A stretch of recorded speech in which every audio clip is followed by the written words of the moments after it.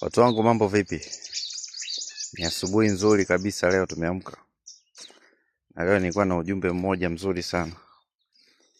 Unajua sasa hivi system imetengenezwa hapa duniani kwa ajili ya kukufunga wewe usifanikiwe. Sasa hiyo system unaivunjaje? Kwa sababu ukiangalia maisha yamedesigniwa kwa kijana kwamba aende shule, akitoka shule atafute kazi, afanye kazi, akipata kazi ajenge nyumba, anunue usafiri, atengeneze familia, biashara imeishia hapo. Ni kweli wote tutaingia kwenye mfumo huo kweli?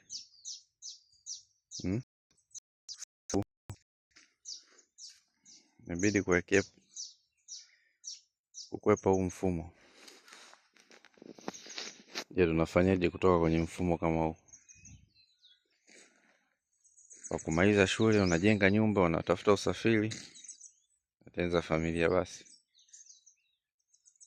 Na ili kutoka kwenye huu mfumo inabidi uikwepe system.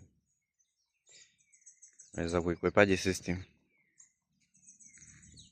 Kwa kujitoa kwenye mfumo wa kuajiriwa, kufanya biashara, kutengeneza maisha mengine zaidi. Tafuta mashamba, kulima. Hiyo ndio njia pekee unaweza kujitahidi ikakuondoa kwenye mfumo kama huu. Lakini ukisema ubaki kwenye ajira peke yake, maisha yako yote yatakuwa ya kumfanyia kazi mtu. Natumaini ujumbe ni mzuri kwako na utakusaidia. Kwa cha msingi, solution ni nini? Tutafute kitu cha kufanya. Tutafute biashara. Tutafute maeneo tukalime huko, mampunga, manini, mahindi. Hii yote itatusaidia tutoke kwenye mfumo ambao umetengenezwa kwa ajili ya kutubakisha tulipo. Mambo ni mengi kwa kweli. Na kama kijana ukishaingia kwenye familia tu ndo basi umemaliza kila kitu. Kuchomoka ni ngumu sana kimaisha. Kwa kama bado ni kijana, huna mtoto, huna familia, ndo wakati wako sasa kutengeneza mazingira mazuri kwa ajili ya kesho. Nasema yote haya kwa sababu naona kwa watu. Nachukua mifano mingine kwa watu wanao nitangulia mbele yangu. Njia pekee ya kutoka kwenye mfumo huu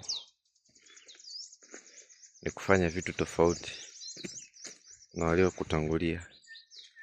Hiyo ndio njia pekee ya kuweza kukutoa. Kama una wote ya kuongezea, andika kwenye comment hapo. Tuko wote hapa kwa ajili ya kujifunza. Mimi mwenyewe pia najifunza. Naongea hivi kwa kujifunza kwa niliyoyaona. So ni vizuri kushare na wenzako. Tunatokaje, tunasaidianaje?